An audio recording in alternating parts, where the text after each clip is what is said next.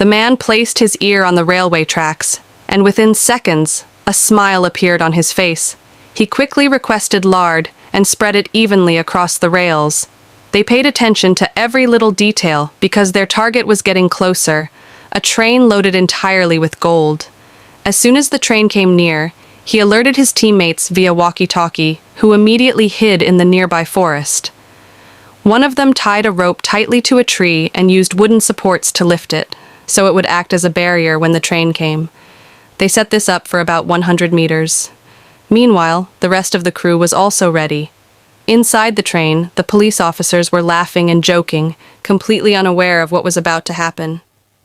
Soon, the train reached the section of the track that had been greased.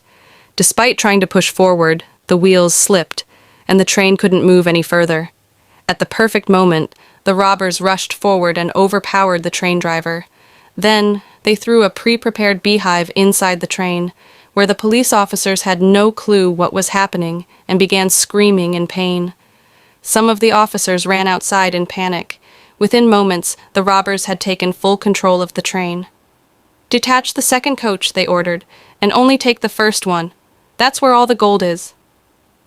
The officers still inside were too distracted by the bees and couldn't stop the robbers. The rest of the gang climbed onto the train and celebrated their victory loudly. But the game wasn't over yet.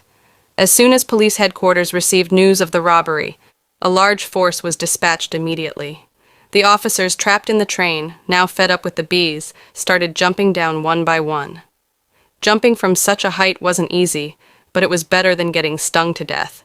Some jumped just to save their lives. Once everyone was off the train, one of the robbers threw a torch into the coach.